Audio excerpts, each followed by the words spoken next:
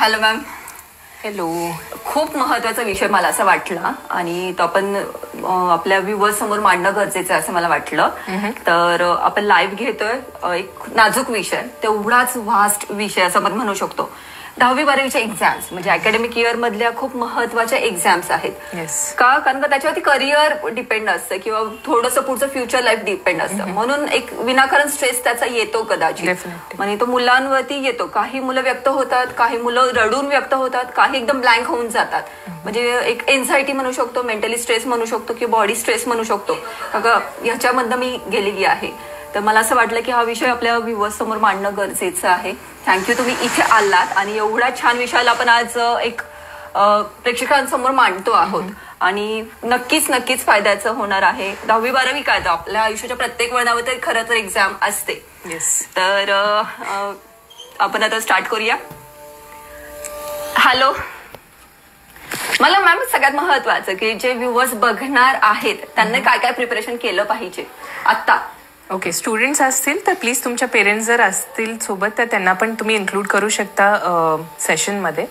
तर तुम्हाला basic props जे आपल्या घरात इझिली अवेलेबल असतात, जसं पेन झालं, मार्कर झालं, टेनिस बॉल असेल तरी चालेल. कारण की आज आपण पूर्ण प्रॅक्टिसेस जे आपल्या जे पण गरजेचे राहतील, जे आपला स्ट्रेस आपल्या बॉडीवरती येतो ते रिलीज करण्यासाठी बेसिक प्रॉप्स सोबत आपण प्रॅक्टिसेस, टाल असेल तरी चालेल. आणखीन खाली बसून प्रॅक्टिस करणार असेल तर एक टाल किंवा एक कुशन असेल तर बेस्ट राहील. Yes ma'am. आता परत एकदा सगळे जॉईन होईपर्यंत आपण एक 4-5 मिनिटं आपण गप्पा मारतोय थोड्याशा. तर पटापट जॉईन व्हा. आपण लाईव्ह आलेलो आहोत, खूप चांगल्या विषयाला घेऊन आपण लाईव्ह आलेलो आहोत. तर एक म्हणू शकतो की 7वी, 8वी, 9वी, 10वी म्हणजे हे थोडंसं टीन एज मधला काळ असतो. म्हणजे एक आता महत्वाचंच बघा की 10वी आणि 12वी म्हणजे 16, 17, 18, 19, 20 हे जे काही एज आहे हे खूप हेवियर हार्मोनल चेंजेस झालेले असतात. हार्मोन तर डिस्टर्ब असतात, चिडचिड होणं, राग येणं आणि त्याच महत्वाच्या वळणावरती ह्या एक्झाम्स असतात. त्यामुळं आणि दुसरं सगळ्यात महत्वाचं की प्रेशराईज होतं. म्हणजे फॅमिली पण प्रेशराईज असते. अरे यावर्षी 10वी बरं का, अरे यावर्षी 12वी बरं का. त्यामुळं ते मुलांना अजून एक थोडंसं प्रेशर आलेलं असतं. तर मला असं वाटतं की येस, हा खूप छान विषय होऊ शकतो. तुमच्या मनात जर तुमच्या विद्यार्थ्यांमध्ये तुमच्या मुलांबद्दल काही क्वेश्चन असतील किंवा त्यांचे काही मेंटली स्ट्रेस किंवा रिलीज करण्याचे क्वेश्चन असतील तर तुम्ही आम्हाला बिंदास विचारू शकता. आता लाईव्ह आपण त्याच्यासाठीच घेतोय. तुम्ही प्रश्न विचारा, त्याच्यावरती मॅम नक्की आन्सर करणार आहे. येस. ओके, करूया सुरुवात. मॅम आता सगळ्यात महत्वाचं आम्हाला तुमच्याबद्दल सांगा. ओके, सो नमस्ते एव्हरीवन. माझं नाव स्नेहा आहे आणि thank you very much for inviting me for such a crucial topic. आणि एकदम अशा टाइमला जेव्हा 10वी आणि 12वीचे एक्झाम झालेले असतात, we all have been through. आणि आता आपल्या टाइमला इतका अवेअरनेस नसायचा या सगळ्या गोष्टींचा. तर लेट्स सी की यांनी किती हेल्प होतं ते आपल्याला आता समजतं की योगा झालं, मेडिटेशन झालं, फिजिकल प्रॅक्टिसेस झाली, इव्हन आपले गेम्स पण किती इम्पॉर्टंट आहेत आजच्या कंडिशनला. तर will be talking on that. So I start with my intro. I am Sneha Kokane and I have completed my masters from UK. So I've been through an academic load for a longer time. So I can relate to the students. At the same time, career field switch केला because of my physical problems. And then योगाने खूप help केली होती. Yoga, meditation, प्राणायामनी फार help केली. आता मी मागच्या 4-5 वर्षांपासून योगा प्रॅक्टिस करत आहे actively. And now I am a professional from a renowned institute and हेल्पच करायला. being a therapist, so I'm helping each and every sector, be it pregnancy, be it kids, be it kids with autism किंवा special kids जे असतात त्यांच्यासाठी पण आम्ही regular therapy देतात किंवा क्लासेस. येस. म्हणजे सगळ्यात महत्वाचं की पोस्ट प्रेग्नन्सी किंवा प्रेग्नन्सी मध्ये हे पण तुम्ही 1-on-1 किंवा त्याची प्रॅक्टिस घेता आहात. ओके. अजून सगळ्यात महत्वाचं मॅम, तुमचं योगा फील्डमध्ये कसं येणं झालं किंवा या फील्ड मध्ये तुम्हाला अवेअरनेस द्यावा किंवा हे yes it's a magical result. खरं तर मी स्वतः मॅमची स्टुडंट आहे आणि हे मी फील केलेलं आहे. येस. आणि काय होतं मॅम, सगळ्यात महत्वाचं आपलेच एक म्हणतो विद्या फॉरेन कंट्रीज मध्ये एवढा अवेअरनेस आणि आपल्याकडे अवेअरनेस नाही, हे मला कुठेतरी फील होत होतं. आणि हा इतका नाजूक सब्जेक्ट आहे आणि मुलांच्या रिलेटेड तर आपण आज बोलतोच आहोत, पण हा अवेअरनेस वाढणं खूप गरजेचं आहे. आणि आता तुम्ही म्हणजे अजून आपण ह्या सेशनमध्ये काय काय बघणार आहोत थोडंसं आम्हाला सांगाल? या सेशनमध्ये आपण मेंटल फिजिकल ऍस्पेक्ट्स वरती बोलणार आहोत की आपलं स्ट्रेस जो होतो मेंटली स्ट्रेस जे आपल्या एन्व्हायरमेंट पासून येतो, आपल्या पेरेंट्स पासून, कलिग्स पासून, आपले स्टुडंट्स जे आपले फ्रेंड्स पासून की त्याला इतके मार्क्स पडलेत किंवा ते जो प्रेशर आहे सोसायटील प्रेशर जो पण आहे की हे कम्प्लीट करणंच आहे, तर ती वाली गोष्ट आपण कसं कंट्रोल करू शकतो, कसं रेड्यूस करू शकतो. ऍट द सेम टाइम आपले जे फिजिकल ऍस्पेक्ट्स आहेत की एक्झाम्सच्या वेळी अभ्यास करताना आपलं पॉस्चर करेक्शन प्लस आपल्या हातांवरती पायांवरती स्ट्रेस जो येतो आईजवरती त्याच्यावरती आपण बोलणार आहोत आणि इव्हन प्रॅक्टिसेस पण करणार आहोत. ओके मॅम, काय होतं मुलं म्हणजे आता आपण म्हणू की काही मुलं व्यक्त होतात की सांगतात बाबा मला भीती वाटतेय किंवा चिडचिड होतीये किंवा असं टेन्शन आलंय किंवा जड झाल्यासारखं वाटतंय.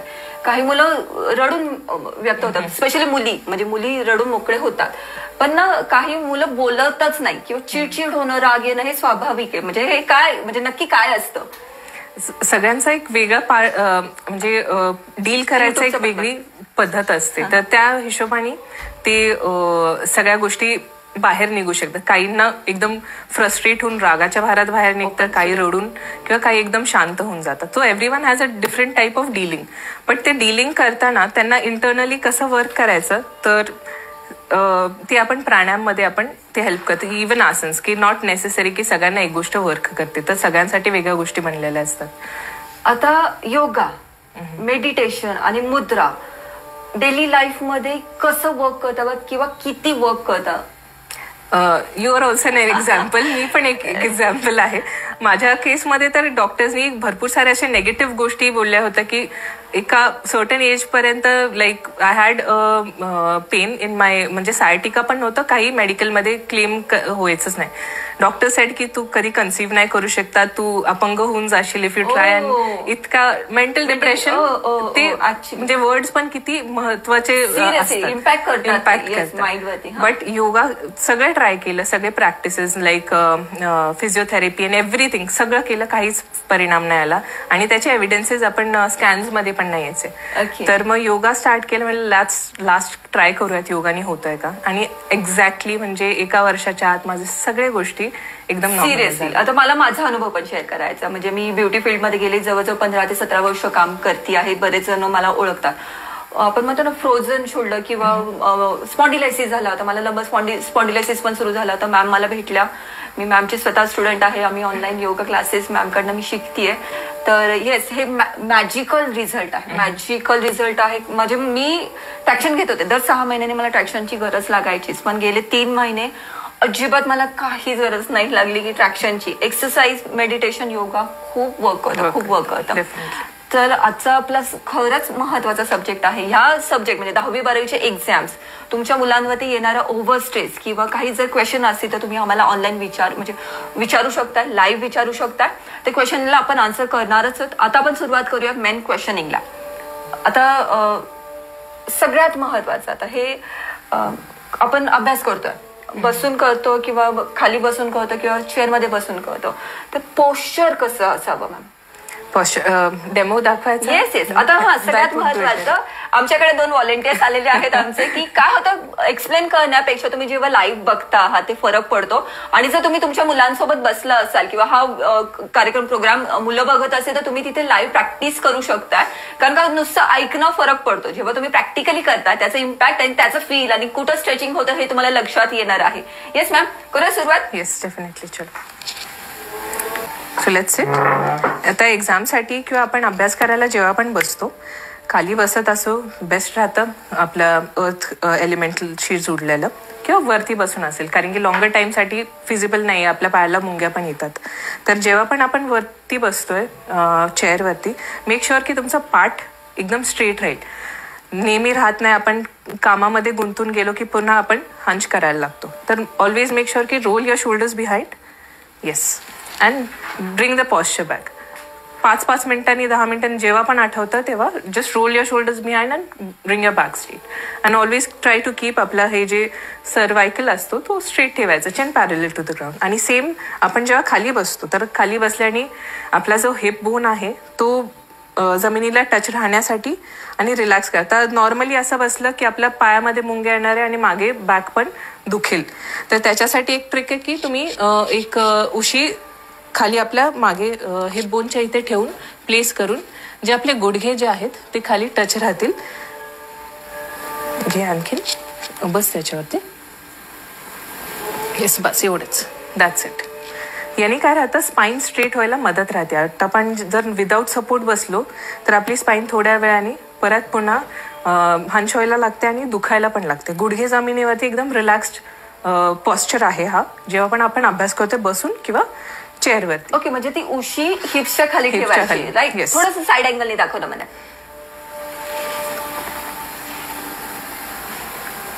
हो, कोणी डेस्कवरती बसून अभ्यास म्हणजे चेअरवरती करताय, कोणी खाली फ्लोअरवरती बसून करताय. आणि ते खाली बसताना पण मेक शुअर की तुम्ही एक पाठ ठेवून की तुमच्या आय लेवल चेस्ट लेवलला इथपर्यंत तरी काहीतरी हवंय.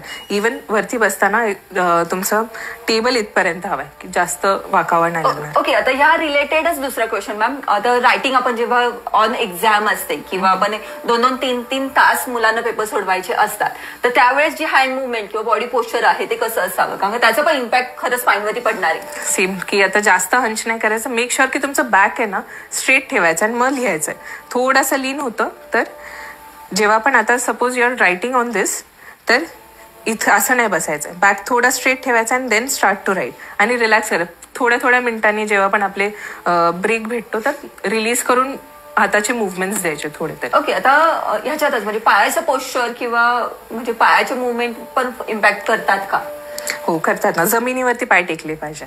जर आपण जमिनीवरती तर आपले हाईट जरी छोटी असेल थोडंसं पुढे यायचंय आणि मग जमिनीवरती जितका पाय तुम्ही टच राहील तो बेटर राहतो.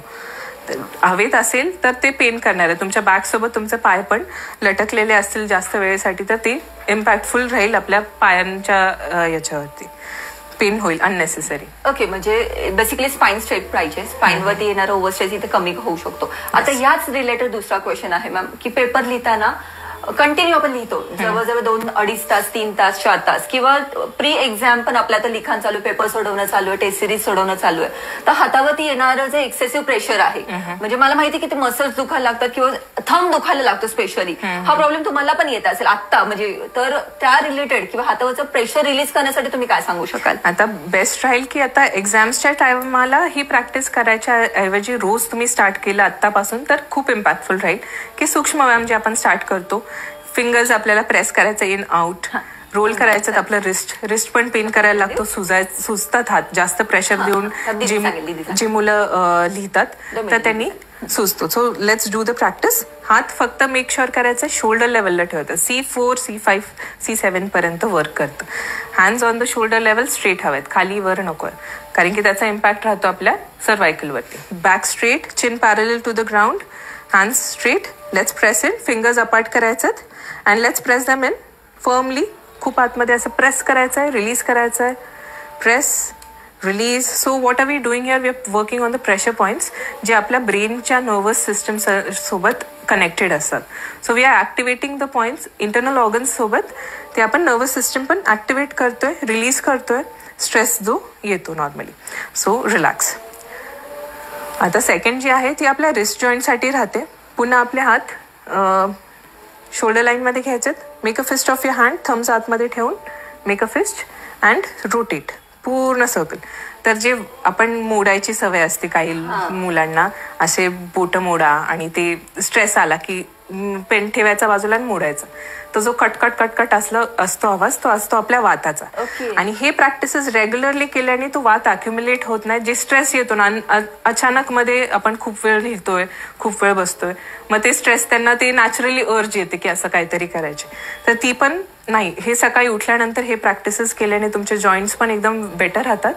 आणि येस, परफेक्ट. आता जे तुम्ही बोललात की बोटं मोडतात, बरेच मुलं बोटं मोडतात म्हणजे स्पेशली सृष्टीची ती सवय आहेच आहे, हे चांगलं आहे की नाही? तेच की जर तुम्ही हे प्रॅक्टिस ती अर्जच नाही राहणार, तुम्हाला ते स्ट्रेस्ड वाटतंय, खूप वेळेनंतर दुखतंय म्हणून आपण तिथे लक्ष जातं आणि ती एक तर गोष्ट चांगली नाही बोटं मोडायची. बट जर तुम्ही हे केलं ना तुम्हाला ती नेसेसिटीच नाही पडणार आहे ती गोष्ट करायची, कारण की छान वाटतं, फॅन्सी वाटतं की गोष्ट थोडंसं रिलॅक्स वाटतं त्याने. पण ह्यानी या प्रॅक्टिसेसने ते नॅचरली रिलॅक्सच असतील आपल्या. आता ह्याच रिलेटेड हातावरच्या प्रेशरचाच म्हणजे एक भाग म्हणू शकतो किंवा प्रश्न म्हणू शकतो की अशी आता पेन पेन्सिल आपल्याकडे इझिली असतं, तर ते वापरून आपण तिथला स्ट्रेस अजून काही रिलीज करू शकतोय का? म्हणजे ह्याच्याबद्दल तुम्ही काही सांगू शकाल का? आता प्रेशर पॉइंट्स आपल्या पूर्ण हातावरती तर असतात जसं आपल्याला हे केलंय, पण बेसिकली ते आपल्या दोन्ही बोटांच्या मधला जो कनेक्शनवाला जो पॉइंट असतो ना, तर तिथे जर आपण प्रेस केलं so that is also very good. So I show you it in the screen. तर हे जे पॉइंट्स आहेत तिथे, आणि नाही तर if you are not having any prop, हे तर पॉइंट्स तुम्ही प्रेस करा, खूप जास्त प्रेस नाही करायचं की जखम होईल इथपर्यंत, बट त्याच्यानंतर just give a good massage पूर्ण आपल्या फिंगर्सला. You can also try. अंगठा घ्यायचा, अंगठा आपल्या बोन्स जे आहेत फिंगर्सचे ते. येस, अरे पूर्ण रिलॅक्स करून बघा, म्हणजे तुम्ही स्वतः ते ट्राय करून बघा, इट्स वर्क. हा, म्हणजे पूर्ण आपले ते फिंगर्स नॅचरली ते असे मूव्ह होतात जेव्हा आपण प्रॉपरली प्रेस करतो त्याला, त्या टाइमला. परफेक्ट, भारी. किती इझी, सोपी वाटतं पण इम्पॅक्टफुल वाटतंय, राईट? आता हा, येस मॅम.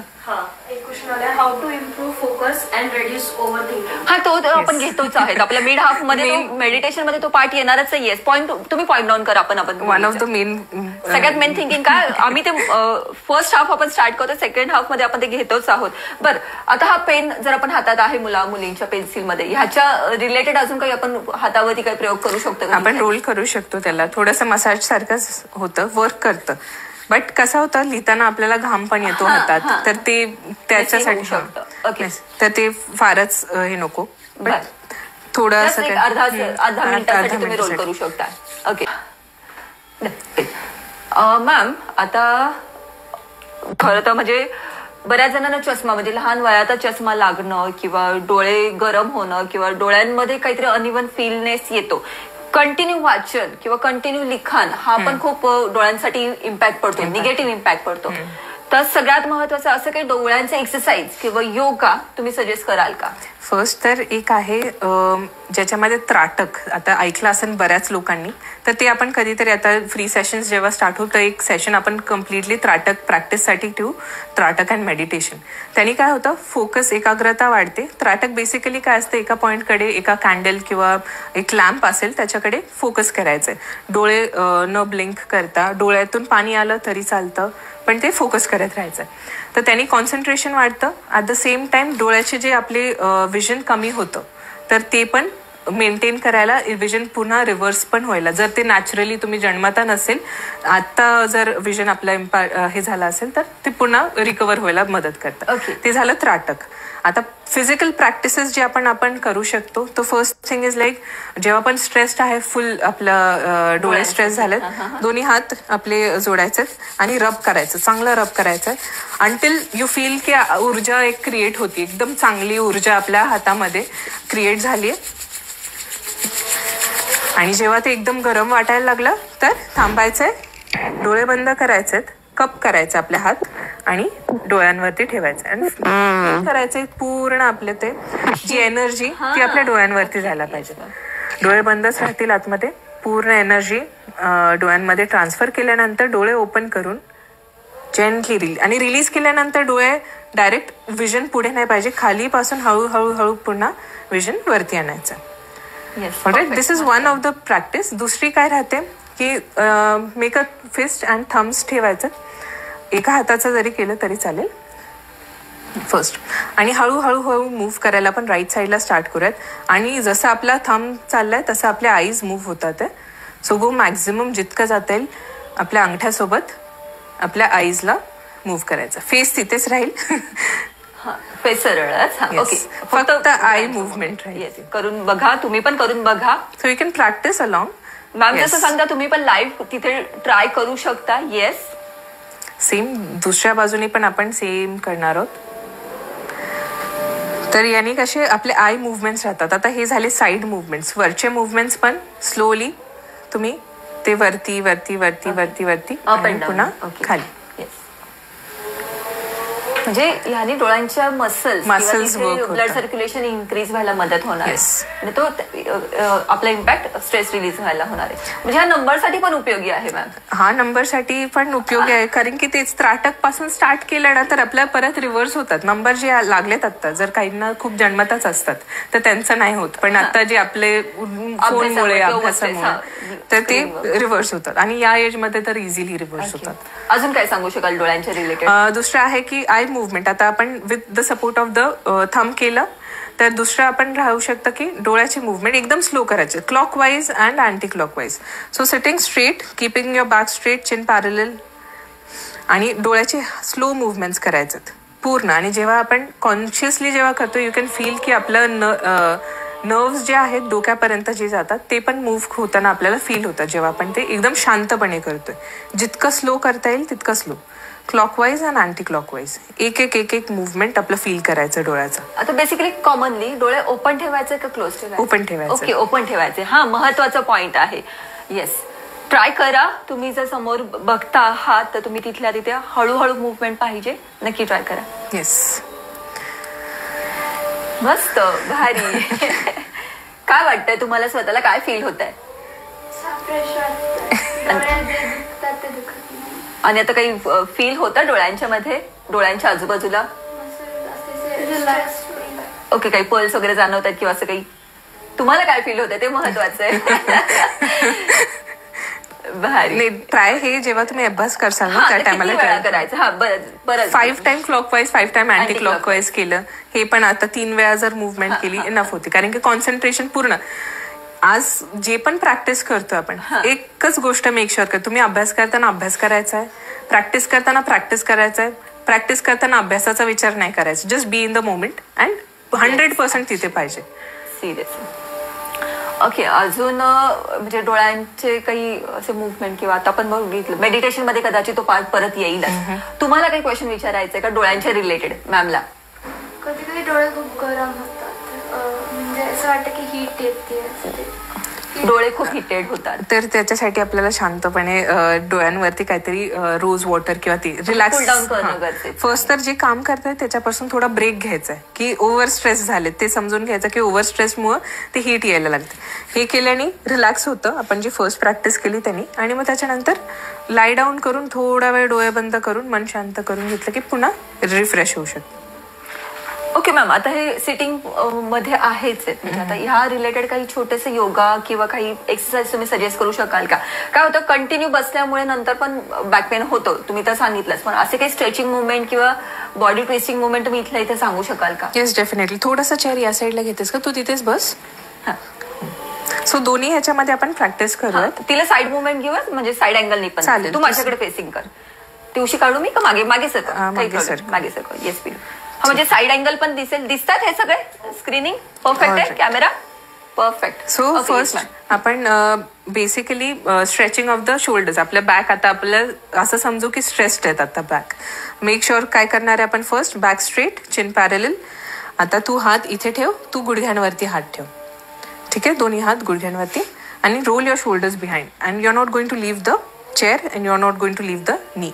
पूर्ण कानापर्यंत घेऊन जायचा प्रयत्न करायचा शोल्डर्सला. And back 2 movement. Yes. And 3. आता रिव्हर्स करूयात मागून पुढे. तर याच्यामध्ये आपण शोल्डर्स वरती वर्क करतो आणि हा अपर बॅक जे आहे तिथूनचे मुवमेंट्स फील करू शकतो जेव्हा आपण हे कॉन्शियसली. असं नाही करायचं, एकदम प्रॉपरली वरती लिफ्ट. येस, पूर्ण कॉन्शियसली. Yes, relax. आता हे झालं अपर बॅक, मिड बॅक. आता त्याच्यानंतर जर एक ट्विस्टिंग प्रॅक्टिस करायची तर तू काय करू शकतेस, हा हात इथे, दुसरा हात इथे, आणि तू तो हात क्रॉस करायचा या गुडघ्यावरती, दुसरा हात मागे, बॅकला सपोर्ट. तो बॅकला सपोर्ट ठेवायचा असं जमिनीवरती. ओके, जमिनीवरती. So your back is straight and then proper दिसते सगळ्यांना. व्हॉइस प्रॉपर आहे, कोणी कमेंट करू शकता आवाजाबद्दल आणि स्क्रीन बद्दल. पूर्ण twist. So this is twisting for the spine. पूर्ण ट्विस्ट करतो आपण प्रॉपरली. आणि होल्ड करायचं तिथे सावकाश. ऍटलिस्ट 5 काउंट्स पर्यंत एकदम स्थिर ठेवायचं, शरीर हलायचं नाहीये, एकदम स्थिर श्वास घेत राहायचा. इनहेल एक्झेल कॉन्सन्ट्रेट करायचं कुठे कुठे आपल्याला क्रंच भेटतोय. ओके, म्हणजे हा अभ्यास करता करता या मुवमेंट आपण करू शकतो, राईट? बस जिथे पण असाल तिथे. येस, अजून काही सजेस्ट करू शकाल ह्याच्या स्ट्रेचिंग? तर याच्यामध्येच एक कॅट अँड काव आपण जे मार्जरी आसन करतो तर ते बसून पण होतं. ओके, बर. तर आता तू हे होल्ड कर प्रॉपरली. आणि कॅट अँड काव कसं करतो, आणि तू हातावरतीच ठेवायचं, हात नाही, हात गुडघ्यांवरतीच. So what are we going to do, inhale करताना चेस्ट वरती drop your face behind. Yes, पूर्ण कर्व आला पाहिजे. Chest up, drop your face behind completely, पूर्ण कर्व. येस. ओके. आणि एक्झेल करताना आता श्वास रोखून नाही ठेवायचा, एकदम स्लोली इनहेल करायचंय. आणि एक्झेल करताना पुन्हा आता chin to the chest, chin चेस्टला टच करायची, अपर बॅक वरती पुश करत राहायची, push up back. Okay okay, त्यामुळे स्पाइनची मुवमेंट होती पूर्ण. Okay okay, perfect. Again inhale, drop your face behind, chest up. करून बघा नक्की. स्लोली मुवमेंट करायचे. आणि एक्झेल, हा, झटका बिलकुल नाही देत. एक्झेल करताना chin to the chest, push up back up. Yes. Slowly come back and relax. आता इथे असंही होऊ शकतं की ब्रेनला ब्लड सर्क्युलेशन होण्यासाठी. Very good point.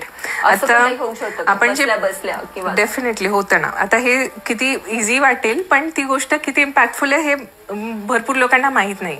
आपण शीर्षासन पाहिलाच असेल, आपण डोक्यावर पूर्ण आपण उलट ह्याच्यामध्ये राहतो. त्या टायमाला ब्लड सर्क्युलेशन डेफिनेटली आपल्या डोक्यापर्यंत जातो.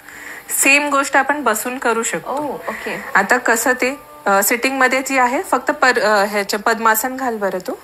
पद्मासन. येस. ज्यांना नाही येत अर्ध पद्मासन घालू शकता किंवा नॉर्मल बसले तरी चालेल. There is no hard and fast rule, but best राहतं पद्मासन. आणि सिटिंग मध्ये असे जरी बसले तरी ठीक आहे, पण फोल्ड केलं तर बेस्ट राहील, कारण की आपलं ब्लड सर्क्युलेशन खाली पण नाही गेलं तरी एकदम बेस्ट. पण जर वयस्कर कोण प्रॅक्टिस करत, शीर्षासनाचा इम्पॅक्ट आपल्याला इथे सेम याच्यामध्ये ब्रेन किंवा आपल्या म्हणजे डोक्याकडे रक्तपुरवठा होणार आहे. येस, खूप महत्वाची एक्सरसाइज मॅम सांगतायत. प्लीज तुम्ही त्याचं स्क्रीनशॉट किंवा छोटंसं रेकॉर्डिंग पण करून ठेवू शकता. मॅम आता त्याच्याबद्दल एक्सप्लेन करताय. आता आपण join a both hands together and slowly. आता जे पाम्स आहेत त्यांचा प्रेशर एकमेकांवरती हलकासा असला पाहिजे. क्लोज युअर आईज, एकदम मन शांत, बॅक स्ट्रेट, चिन पॅरलल.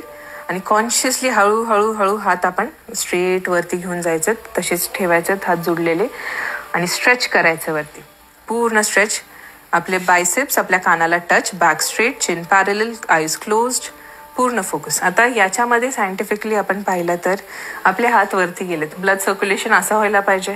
आपली बॉडी काय वर्क करते की इथपर्यंत मला ब्लड सप्लाय करायचं. जेव्हा ती इथपर्यंत सप्लाय करते आपलं डोकं पण सर हे जर तुम्ही 5 मिनिटापेक्षा जास्त केलं तर तुमचं डोकं पण हेवी होणार आहे. तर that means because of the blood circulation. Same आपण शीर्षासनमध्ये हेवी होऊन जातं डोकं, तर सेम आपण हे 5 मिनिट्सपेक्षा जास्त केलं तुमच्या डोक्यापर्यंत ब्लड सप्लाय एकदम चांगला. खूप महत्वाचं आसन तर लोकांना माहिती असतं, पण त्याच्या मागचं सायंटिफिक रिझन माहिती असतं. तुम्ही आता खूप सहज बोलून गेलात, पण येस इट्स इम्पॅक्टफुल, म्हणूनच खूप इझिली वर्क करतात. Yes.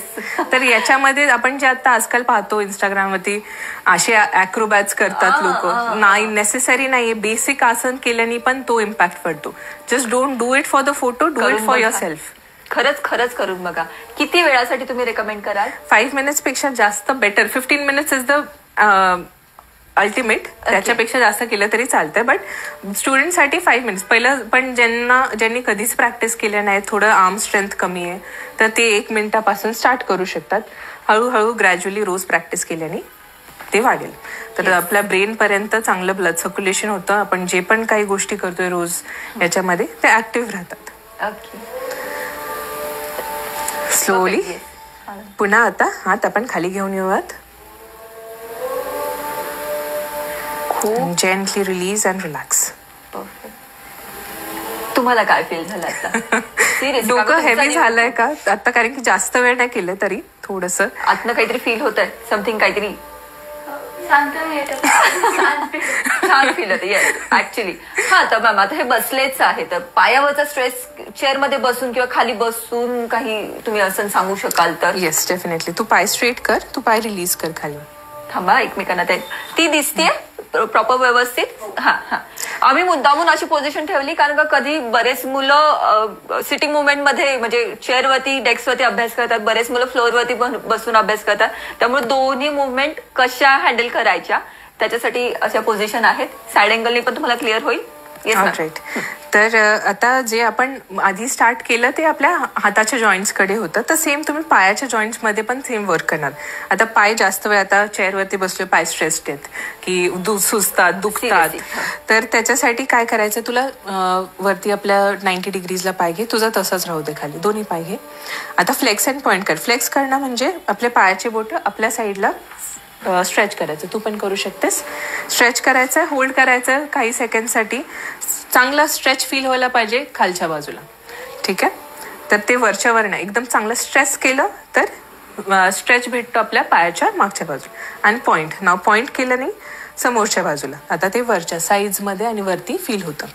So when you do this you are engaging your लेगचे जे पण मसल्स आहेत, वेन्स आहेत, त्यांना आपण ऍक्टिव्हेट करतोय. स्ट्रेस जो आलेला असतो खूप वेळ एका पोस्चरमध्ये बसण्याने, तर तो रिलीज होतो. आता हे झालं फ्लेक्स अँड पॉइंट. सेम आपण रोटेशन पण करू शकतो आपल्या अँकल जॉईंट्ससाठी. पूर्ण रोटेट करायचं, दोन्ही पाय जोडलेले, अँड रोटेट क्लॉकवाईज 5 times. हळू करायचे. जे पण प्रॅक्टिस करताय कॉन्शियसली हळू करायचं. एक एक मुवमेंट फील करायचं तुमच्या जॉईंट्स मधला. तर 5 times क्लॉकवाईज झाल्यानंतर 5 times अँटी क्लॉकवाईज. मॅम आता एक्झाम डे किंवा आपले म्हणजे हे शूज घालून करणं, आता पेपर सोडवताना बोटोबेस शूज वगैरे असतात, तर शूज घालून पण आपण करू शकतो. एक बेसिक साधा प्रश्न सहज आठवला म्हणून विचार. करू शकतो. किती वेळा ही मुवमेंट बेसिकली पाहिजे?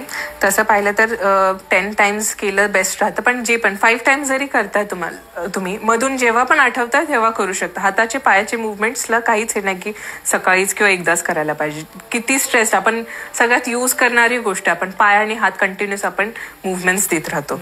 पण फक्त जेव्हा पण करता, 3 वेळा करताय, 5 वेळा करताय, 10 वेळा करताय, फक्त कॉन्शियसली करा, स्लो करा, मुवमेंट फील करायचं. फास्ट मध्ये आपण काय करतो, यूज करतो त्याला, पण त्याचा हे नाही देते, त्याच्यावरती इम्पॅक्ट पडून नाही देते जास्त. बर आता परत तेच की आता बसलेलेच आहेत, आपल्या हिप्स वरती एक प्रेशर येतं किंवा जर काही मुलं ओव्हरवेट असतील किंवा कंटिन्यू म्हणजे 3 तास बसलं तरी आपल्याला हिप्स किंवा मांड्यांवरती प्रेशर येतं, तर त्या रिलेटेड काय सांगू शकता? आता ते उठून करावं लागेल. चालेल. येस. आणि एक लास्ट मध्ये मी झोपून पण सांगते हिपसाठी.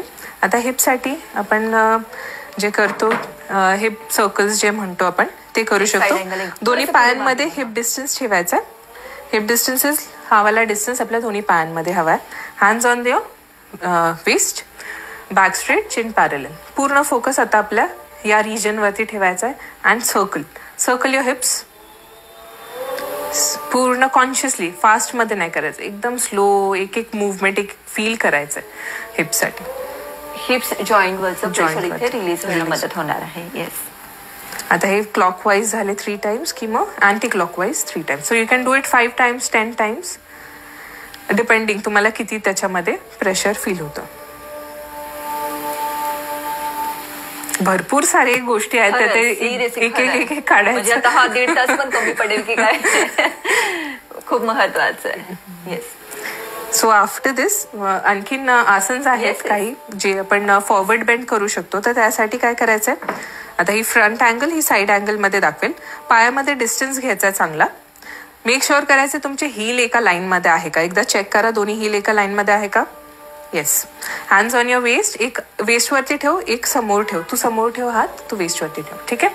दोन्ही प्रॅक्टिस केले तरी चालेल. ओके. तर आता आपण काय करणार आहे, हात तिने स्ट्रेच केलाय आणि from the heap bone. So from the heap bone start going down 90 degrees पर्यंत जायचंय. Just from the heap bone. Yes. Perfect. समोर पाहत राहायचंय, होल्ड करायचं. आता याने काय होतं, आपल्या पूर्ण लेग्स वरती एक स्ट्रेच येतोय चांगलं. आणि हंच करून नाही जायचं, असं नाही जायचं. आपण स्ट्रेट गेलोय खाली, तर पूर्ण ताण आपल्या पायांवरती चांगला स्ट्रेच भेटतोय. Now slowly drop yourself down. आणखीन खाली जायचंय. आता तू हात रिलीज करू शकते सृष्टी, आणि चेहरा ड्रॉप करून टाकायचा. आता पण पुन्हा याच्यामध्ये आपण ब्लड सर्क्युलेशन आपल्या towards to the head. Perfect. पण याच्यामध्ये एक मेक शुअर करायचं, जेव्हा आपण रिव्हर्स येतोय आधी चेहरा, कारण की ब्लड सर्क्युलेशन पूर्ण डोक्यापर्यंत गेलं, समोर आणला, झटका देऊन उठलो, की चक्कर यायचे चान्सेस असतात, कारण की अचानक मध्ये ब्लड सर्क्युलेशन डायरेक्ट डोळ्यासमोर अंधार पडणं तसं. तर आता फर्स्ट फेस वरती करायचं आहे हळूहळू की आपण ब्लड सर्क्युलेशन स्टॉप केलंय. Now from your hands up, stretch and relax. Basically झटका नाही द्यायचा, फास्ट मुवमेंट नकोय. हा योगा जो ऍक्च्युअल वाला ट्रेडिशनल योगा एकदम स्लो आहे आणि कॉन्शियसली करतो आपण. आता जे फास्ट आपण जे पाहतो करतात, खरंय खरं. आता मला जाणवतंय की म्हणजे फास्ट मुवमेंट पेक्षा स्लो मुवमेंट जास्त बेटर आणि इम्पॅक्टफुल करतात. आता योगा इंजरीज पण होतात लोकांना. हे जर तुम्ही केलं तर योगा इंजरीजचे चान्सेसच नाहीत, कारण की तुम्ही एक एक गोष्ट हळू करताय आणि कॉन्शियसली करताय. फास्ट मध्ये केलं आपण कशाही पॉस्चर युज करू शकतो. याच पोस्चर मध्ये तुम्ही अजून काय सांगू शकाल रिलेट टू बॉडी स्ट्रेस कमी करण्यासाठी किंवा बॉडीचं आलेलं एक्सेसिव्ह प्रेशर कमी करण्यासाठी? ताडासन करू शकतो आपण. बेसिक आपल्याला थोडं पायामध्ये डिस्टन्स घ्यायचं, पाय जोडून नाही ठेवायचं, पायामध्ये हलकासा distance. Stretch your hands up, पूर्ण स्ट्रेच करायचं, चांगले हात इंटरलॉक करूयात. Palm facing towards the sky, chin parallel to the ground. आता पूर्ण बॉडी वेट आपण स्लोली आपल्या टोज वरती आणायचा आणि मेक शुअर करा एक पॉइंट समोर पाहायचा, कुठेतरी फोकस करायचं आपल्याला. याने कॉन्सन्ट्रेशन पण वाढतं, फोकस पण राहतो आपण. बॉडीचं पूर्ण बॉडी वेट आपण टोज वरती घेऊन आलो. अजिबात मूव, जितकं चांगली तुमचं कॉन्सन्ट्रेशन असेल तितकं तुम्ही स्थिर राहू शकता याच्यामध्ये. श्वास घेत राहायचा, होल्ड करून नाही ठेवायचा. Inhale exhale, inhale exhale. Now slowly आधी पाय पुन्हा हळू जमिनीवरती घेऊन यायचं, रिलीज करायचं अँड रिलॅक्स. सो कॉन्सन्ट्रेशन वाढवण्यासाठी आणखीन एक प्रॅक्टिस आहे याच्यानंतर, दॅट इज वृक्षासन. तर वृक्षासन मध्ये होल्डिंग आपला बॅलन्स पण, त्याच्या बॅलन्स जेव्हा आपण आपलं जितकं मन स्थिर आणि असेल शांत तितकं आपला बॅलन्स एकदम परफेक्ट राहतो. So yes. तुमच्या मनात जर काही क्वेश्चन असतील तुमच्या मुलांबद्दल किंवा मेडिटेशन बद्दल किंवा योगा बद्दल तर तुम्ही आता लाईव्ह विचारू शकता. मॅमचा नंबर पण मी स्क्रीनवरती दिला, मॅमच्या स्वतःच्या इंस्टाग्राम ID ची लिंक पण मी दिली आहे. तुम्हाला पर्सनली त्यांना काही मेडिटेशन रिलेटेड किंवा काही कन्सल्टेशन हवं असेल तर तुम्ही त्यांना डिरेक्टली कॉन्टॅक्ट करू शकता. Yes ma'am, continue. ओके. तो वृक्षासनसाठी एक पाय फोल्ड करूयात आपण आणि प्लेस करायचा थाईज वरती. मेक शुअर करायचं ग्रॉइन रिजन, आपलं जे ग्रॉइन रिजन असेल तिथपर्यंत पाय घेऊन जायचं आणि होल्ड करायचं. येस. होल्ड केल्यानंतर join your both palms together. पुन्हा आपल्याला पाम्स वरती प्रेशर देत राहायचं हलकासा. एकतर इथे ठेवू शकता, तुमचं आता रिसेंटली आपण प्रॅक्टिस करतोय फर्स्ट टाइम तर इथेच ठेवा. जर तुम्ही नेऊ शकता तर हात पूर्ण वरती स्लो. डोळे बंद नाही करायचे, डोळे बंद ठेवले की बॅलन्स सुटला. Okay. Until and unless your a practitioner पूर्ण आपण डोळे बंद करून थांबू शकतो. परफेक्ट. आता याने काय राहतं, बॅलन्स ठेवण्यासाठी आपलं मन शांत ठेवतो. आपण फोकस करतो कशावरती, पॉश्चरवरती, कोणत्या तरी एका पॉइंटवरती. मन जितकं आपलं कंटिन्युअस रन करतं ते नाही होत. So we R concentrating, concentration पण चांगला होतो याने, फोकस पण चांगला राहतो. नाव स्लोली कम डाऊन. हे दोन्ही साईडनी प्रॅक्टिस करणारी गोष्ट आहे. हा, म्हणजे अल्टरनेट लेग्स. Yes, perfect. आणि आणखीन एक प्रॅक्टिस सांगते ती स्टँडिंग मध्ये, मग त्याच्यानंतर वाटल्यास तर आपण प्राणायाम मुद्राकडे वळूया. आता एक आहे ते फुल बॉडीचे मसल्स जे मॅक्झिमम आपण एंगेज करू शकतो ती प्रॅक्टिस आहे वीरभद्रासन. तर ते पण अलाइनमेंट एकदम प्रॉपर असण्यासाठी. So will start from the basic. दोन्ही पायांमध्ये डिस्टन्स घ्यायचा. येस. आणखी डिस्टन्स घे. आता मेक शुअर करायचं हील एका लाईन मध्ये आहे का चेक करायचं.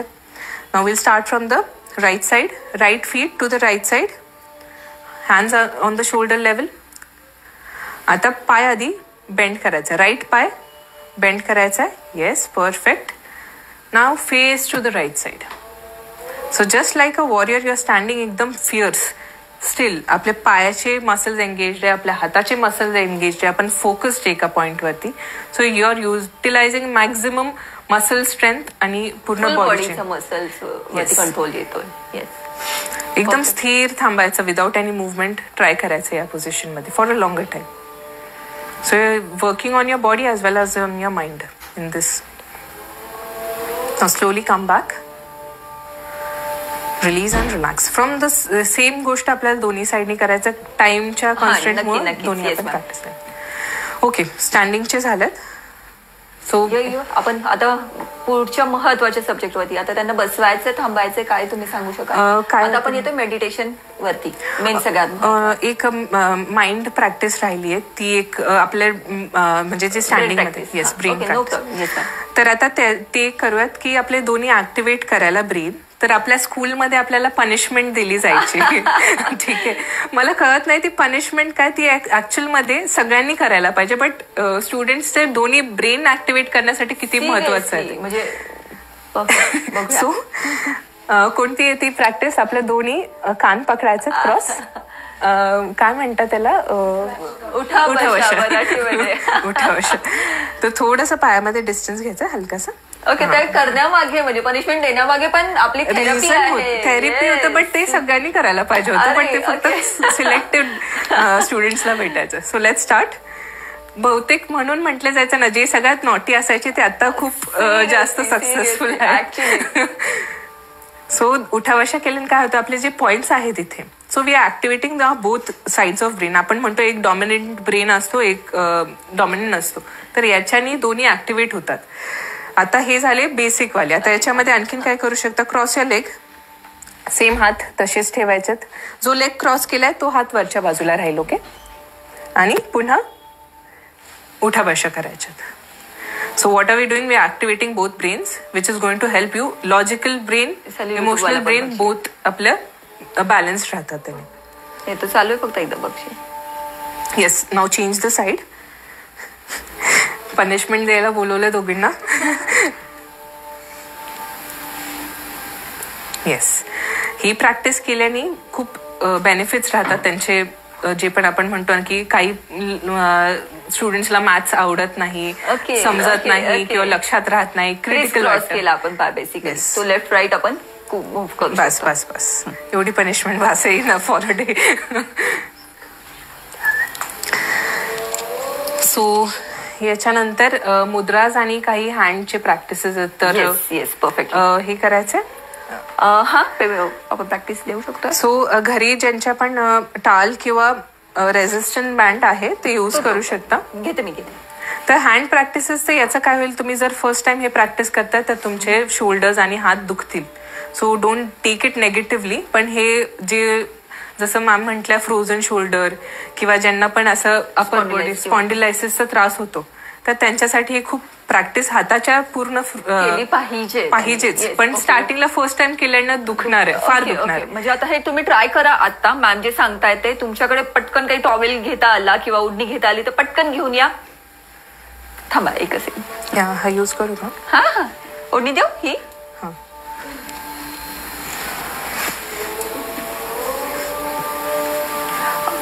सेम माझ्याकडे फेसिंग का म्हणजे साईड वेज. हा थोडी पुढे आली तरी चालेल. हा एकमेकांचं डिस्टन्स बघा. हा बर तू स्ट्रेट कर. तर काय करायचंय याच्यामध्ये? So everyone is ready. Roll करून ठेवायचंय. एक हाताला आपण एक डिस्टन्स घ्यायचा आपल्या शोल्डरचे जितका डिस्टन्स आहे तेवढं ठेवायचं मेंटेन. ओके. आणि फर्मली आता हात आता आपल्याला मूव्ह नाही करणार आहे. आपण हात एकदम पकडले tight. So we are going to start inhalation exhalation सोबत करूयात. इनहेल करताना हात वरती घेऊन यायचा आहे पूर्ण आणि मागे. एक्झेल करताना पुन्हा पुढे. येस. सो जेव्हा तुम्ही करसाल इथे फार दुखेल. It's okay. आणि but this is going to help you a lot. ज्यांचे पण फ्रोझन शोल्डर्स किंवा हाताचे अपर बॅकचे जितके पण असे होतच नाही मुवमेंट्सच नाही हे रेग्युलर प्रॅक्टिसेसने it is going to help. लहान मुलांना पण जे हंच करतात बॅक त्यांच्यासाठी पण हे बेटर राहतं. मेक शुअर की तुम्ही एल्बोज बेंड नाही करत. एल्बो स्ट्रेट ठेवायचे अँड देन ऑलराईट. सो ही झाली एक प्रॅक्टिस. दुसरी आहे समोर ठेवायचं पूर्ण सर्कल अँड पुन्हा. आणि हे सगळे प्रॅक्टिस करताना you are just going to move your hands आणि अप्पर बॉडी पूर्ण. ठीक आहे. शरीर असं पूर्ण हललं नाही पाहिजे. So you are going to be a controlled movement करायचे. शरीर एकदम स्थिर and focus on the practice. Yes. आता ही एक झाली. दुसरी आहे 90 डिग्रीजला ठेवायचा आहे. हात कानाला touch and keep on pressing it behind. जितकं जमेल तितकं मागे बॅक साईड 90 डिग्रीजला ठेवायचं. थोडासा डिस्टन्स कमी कर. And keep on pushing it behind. Yes. तर यांनी काय होतंय, आपण आपल्या जे मागचे जे अपर बॅक आहे त्याच्यावरती पूर्ण वर्किंग स्टार्ट करतो आणि हलके हलके रेंज पण वाढत जातं. जसं आपण रेग्युलरली प्रॅक्टिस करतो तसं रेंज पण वाढेल, स्ट्रेस कमी होईल आपल्या बॅकवरचा आणि even on the hands. Yes, perfect. Relax. तर हे 3 प्रॅक्टिसेस तुम्ही केले तर बेनिफिशियल आहे. म्हणजे टॉवेलची ओढणी सोबत तुम्ही आणि हे फक्त किड्स नाही, पेरेंट्स सगळ्यांनी केले तरी. इवन रेग्युलरली आम्ही क्लासेसमध्ये पण हेच घेतो की एक दिवस प्रॉपरली आपण बसून पण करतो आणि स्टँडिंग पण हँड प्रॅक्टिसेस करत असतो. सो अजून काही आपल्या स्टँडिंग मुवमेंट घ्यायच्यात, अदरवाईज आपण मेडिटेशनच्या ह्याच्यामध्ये मूव्ह करूया. ओके. तर बसायचं चेअरवरती का खाली बसायचं? खाली बसून बेस्ट राहतं. येस. आता खूप महत्वाचा प्रश्न म्हणजे चिडचिड होते किंवा खूप ओव्हर स्ट्रेस आहे, ओव्हर थिंकिंग आहे, झोप येत नाही किंवा 2-2, 3-3 तास झोपच येत नाही. म्हणजे हा जनरल कॉमन क्वेश्चन आहे. तो कदाचित मनाशी रिलेटेड आहे. म्हणजे मेंटली स्ट्रेस आपण म्हणू शकतो. ओव्हर स्ट्रेस, ओव्हर थिंकिंग आहे किंवा अभ्यासाचा ओव्हर म्हणजे खूप अभ्यास केल्यानंतर पण एक तो ब्लँक व्हायला होतं किंवा आठवतच नाही आणि एखाद्या प्रश्नाचा आन्सर अरे येतंय मला पण ते मिसिंग होऊन जातं. म्हणजे हे खरं तर म्हणजे कशामुळे होतं आणि स्ट्रेसमुळे एकतर तो असतो. पण एक लक्षात ठेवा स्टुडंट्स, एक नेहमी लक्षात ठेवा, एक ही तुमची फर्स्ट एक्झाम असेल पण लाईफमध्ये अजून भरपूर एक्झाम्स द्यायचे. So don't take it too seriously. लक्षात ठेवा याच्यापेक्षाही मोठे एक्झाम्स अजून आपल्याला द्यायच्यात. So this is just the first step. So you have to be very strong mentally. नाही झालं इट्स ओके. तुमचं बेस्ट देताना तुम्ही एवढंच लक्षात ठेवा एक्झामला जाताना तुमचं बेस्ट द्यायचं आहे. आणि दुसरी गोष्ट आपण जे प्रॅक्टिसेस करतो, just be in the present moment. तुम्ही अभ्यास करताना पूर्ण फोकस की हे राहिले ते राहिले ते राहिले, जे करताय ते 100% केल्याने तिथेच राहतात ते. आणि ते शिकवायचा प्रयत्न करा तुमच्या कलिग्सला, मॉमला, डॅडला किंवा भाऊ बहीण किंवा फ्रेंड्स सोबत शेअर करा. शेअरिंगने काय होतं ते पुन्हा रिव्हिजन होतं आपलं. आणि apart from that when we start towards mudra, तर स्मरणशक्ती वाढवण्यासाठी एक मुद्रा आहे ज्याच्यामध्ये आपण सगळे finger tips we are going to touch on each other. Hakini mudra म्हणतात याला, स्मरणा मुद्रा पण म्हणतात. तर आपण सगळे फिंगर टिप्स टच करून आपल्या चेस्टच्या समोर, this is a heart chakra, so we are keeping it front of our chest. आणि जेव्हा आपण अभ्यास करायच्या आधी तुम्ही हे स्टार्ट करू शकता. पूर्ण फक्त फिंगर टिप्स आपल्याला टच. मला सांगा ते बोटं बेंड केली पाहिजेत का? नाही, स्ट्रेट. फक्त फिंगर टिप्स. रिलॅक्स सोडायचं, बोटं रिलॅक्स. राईट. फक्त आपले टिप्स आपले जे आहेत त्याच्यावरती टच राहतील. Correct. Yes, perfect. So brain power वाढवण्यासाठी, आपलं कॉन्सन्ट्रेशन आणि स्मरणशक्ती मेंटेन ठेवण्यासाठी हे प्रॅक्टिस एक आहे जी आपण अभ्यासाच्या आधी अभ्यासाच्या नंतर करू शकता. ॲट द सेम टाइम जर तुम्ही रिवाईज करता, लिहायचं जर काम नसेल तर तुम्ही ज्ञान मुद्रा, जे आपले मोस्ट कॉमन जे सगळ्यांनाच माहीत असतं, Gyan mudra is touching the tip of the thumb and the index finger. बाकीचे 3 फिंगर्स स्ट्रेट राहतील. All right. सो जेव्हा पण आपण कोणती मुद्रा फॉर्म करतो त्याचं जे टच ते फील करायचा प्रयत्न करायचा. फक्त असं अनकॉन्शियसली असंच लाईटली नाही ठेवायचं. एकदम हलकासा प्रेशर असला पाहिजे त्या बोटांच्या फिंगर टिप्सचा. It's like a round, right? असं नाही. करेक्ट. आपले टिप्स टच करणं दॅट इज मोर महत्वाचं आहे. बाकीचे 3 फिंगर. सो जेव्हा पण तुम्ही अभ्यास करताय, रिव्हिजन करताय, लिहायचं काम नाहीये, तेव्हा तुम्ही ज्ञानमुद्रामध्ये केलं तर बेस्ट राहील. Gyanmudra is something you have to do it 30 minutes तरी एक दिवशी करायला पाहिजे, तर बेस्ट राहतं. आणि जे फर्स्ट वाला जे केलं ते 5 minutes before starting the study, 5 minutes after the studies. Okay. तेवढं.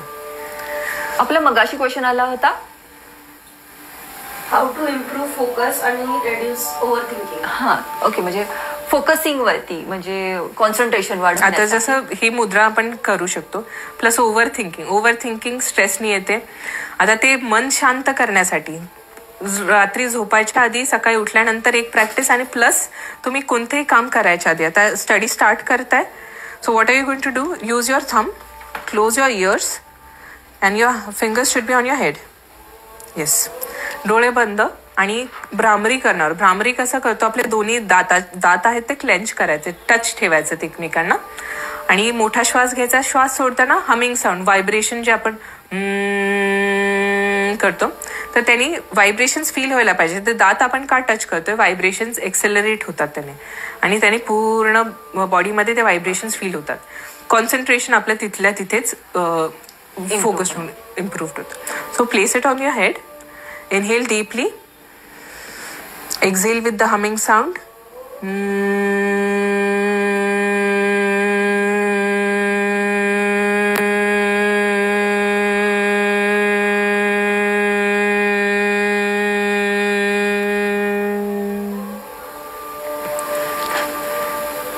So this is something you can do 5 minutes before starting the studies and 5 minutes after. पूर्ण मन शांत होतं, एकाग्र मनाने मग आपण अभ्यास स्टार्ट करू शकतो. आता ह्याच रिलेटेड म्हणजे आता ओव्हर थिंकिंग झाला किंवा अभ्यासाचा पण ओव्हर स्ट्रेस झाला किंवा आठवत नाही, आयत्या वेळेस जर असं झालं की एकदम ब्लाइंडनेस आला, आठवतच नाही, अभ्यास झालाय पण इमर्जन्सी असं काय सांगू शकाल की इन्स्टंट जर ते रिलीज व्हायला, स्ट्रेस रिलीज व्हायला किंवा काहीतरी फोकसिंग होण्यासाठी? ब्रीदिंग कडे. आता काय होतं, अचानक मध्ये पेपर आला आणि माहितीये पण विसरून जातो, ब्लॅकआउट होतो आपण की नाही लक्षात येते, तेव्हा कारण की कंटिन्युअस डोक्यामध्ये प्रेशर देत राहतो आपण, आठव आठव आठव. तो प्रेशर काढण्यासाठी एक तर ठीक आहे, इट्स ओके, पेपर आहे फर्स्ट तर आपल्याला करायचंच आहे, सॉल्व्ह करणारच आहोत आपण काही ना काहीतरी. सो इनहेल करायचं, डोळे बंद करायचे, शांत बसायचंय, इट्स ओके, पूर्ण पेपर जे आहे लक्षात आहे नाहीये. मोठा श्वास भरायचा नाकाने, जितका मोठा भरता येईल तितका मोठा श्वास नाकाने, आणि एक्झेल करताना तोंडाने एकदम हळू. ओके, तोंडावाटे सोडायचं आहे. परफेक्ट. एकदम हळू स्लोली रिलीज करायचं. जितका मोठा श्वास भरताय त्याच्यापेक्षाही जास्त सोडायचा प्रयत्न करूयात. Inhale deep and slow through your nose, exhale even more slow through your mouth. एकदम हळू आपण, काय होतं आणि डायरेक्ट आपलं जे मनातली up and down situation direct down होतं. It's okay. मग त्याच्यानंतर लेट्स सी, मग थोडंसं मन शांत झालं की रिमाइंड म्हणजे 2-3दा केल्यानंतर पण ते फोकसिंग होत. फोकस. कारण की आपण मुद्रास माहिती आता काय, झोप नाही आली तरी भ्रामरी करू शकतो. आणि हे इनहेल एक्झेल पण आपण फटाफट चिडचिड व्हायला लागली, एन्झायटी होली की मला आता नाही समजत, रडायला येते, सिरियस म्हणायचं थांब, मोठा श्वास घे, हळू सोड, रिलॅक्स हो, रिलॅक्स हो. इन्स्टंटली सेल्फ हिलिंग म्हणू शकतो. येस, काही होऊ दे, इट्स ओके, करूयात आपण. स्वतःला पॉझिटिव्हली जितका तुम्ही घेसाल त्या मोमेंटला तेवढं ते इम्पॅक्टफुल राहतं. सेम. परत स्ट्रेस रिलीज करण्यासाठी तुम्ही अजून काही मुद्रा किंवा काही मेडिटेशन अजून काही सांगू शकाल का? आता दुसरा एक नागमुद्रा आहे ज्याच्यामध्ये आपला फर्स्ट पाम लेफ्ट साईडचा, सेकंड पाम क्रॉस ठेवायचा आणि दोन्ही जे थम्स आहेत ते क्रॉस ठेवायचे. सो अगेन हे जे पण मुद्राज आहेत ते तुम्ही ओम चॅन्टिंग सोबत पण करू शकता. स्मरणशक्ती ओम चॅन्टिंगनी, नॉट ओन्ली ओम चॅन्टिंग, जे पण तुमचे जे श्लोक्स असतात आपल्या भगवद्गीता मधले राहिले किंवा कोणते मंत्रज आहेत पण ते प्रॉपरली प्रोनाऊन्स करणं गरजेचं आहे. तर ते जरी तुम्ही रोज केले, ओम चॅन्टिंग जरी रोज केली तरी त्यांनी स्मरणशक्ती वाढते, इन्क्रीज होते. सो ओम चॅन्टिंग पण उ आणि मकार किंवा ओम पण म्हणतो जे ह्याच्यावरती work. So in this will let's do Om chanting. तर हाताची ही मुद्रा फॉर्म करून place it at your navel, बिंबीच्या इथे ठेवायचं. पोझिशन आपली खाली राईट, अशी नको, खाली. Okay, perfect. डोळे बंद, मन एकदम शांत, बॅक स्ट्रेट, चिन पॅरल. आणि ओमकार आपण 3 पार्ट्स मध्ये करूयात, अ, उ आणि मकार. अ, उ करताना श्वास भरायचा आहे आणि मकार आता आपण जे भ्रामरी केलं तो मकार झाला, end part of the Omkar. तर लास्ट मध्ये हमिंग साऊंड काढायचं आहे. So let's start. Inhale,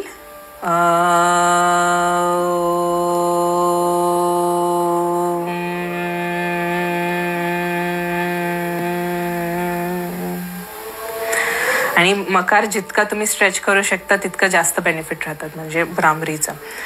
inhale deep and slow and exhale with the humming sound. Sorry interact करते. ह्या मुद्रा म्हणजे नक्की काय आणि मुद्राचं बॉडीवरती किंवा मनावरती काय परिणाम होतो, थोडंसं शॉर्टकट मध्ये सांगा. कारण का मी पण ऐकलंय, बघितलंय, पण त्याचं काय सायंटिफिक रिझन आहे हेच माहिती नाहीये खरं तर. आता जसं आपल्या बॉडीमध्ये सगळे प्रेशर पॉइंट्स म्हणतो नर्वस सिस्टमशी रिलेटेड आहे. आपल्या सगळं ब्रेनमध्ये जितके पण नर्वस सिस्टमचे जे पण पॉइंट्स आहेत ते आपल्या हातांना आणि पायांना, नॉट ओन्ली हँड्स, पायांमध्ये पण असतात. पण हे इझी पडतं आपल्याला पायांच्या प्रेशर पॉइंट्स पेक्षा. तर जेव्हा आपण आता जसं 5 एलिमेंट्सनी आपले हात बनलेले आहेत, ठीक आहे. तर एलिमेंट्स पंचधातूंनी म्हणतो आपण, आपलं शरीर बनलेलं आहे. तर सगळे 5 एलिमेंट्स आपले रिप्रेझेंट करतात हातांना. तर आता जेव्हा पण आपण कोणतीही मुद्रा करतो तर ते त्या स्पेसिफिक पॉइंट त्या शी रिलेटेड असतात, नर्व वेन सोबत. सो जेव्हा पण आपण हँड गेस्चर करतोय तर ते त्या पॉइंटला वर्क करतं, म्हणून आपण ते म्हणतो ना, मुद्रा म्हणजे गेस्चर्स जे आपण हे करतो. तर प्रेशर पॉइंट दिला तर तिथे त्याला पुन्हा इम्पल्स क्रिएट होते, बॉडीवरती इम्पॅक्ट स्टार्ट होतो. टिप सगळ्यांवरती वर्क करेल, मेमरी तशी मेंटेन ठेवण्यासाठी.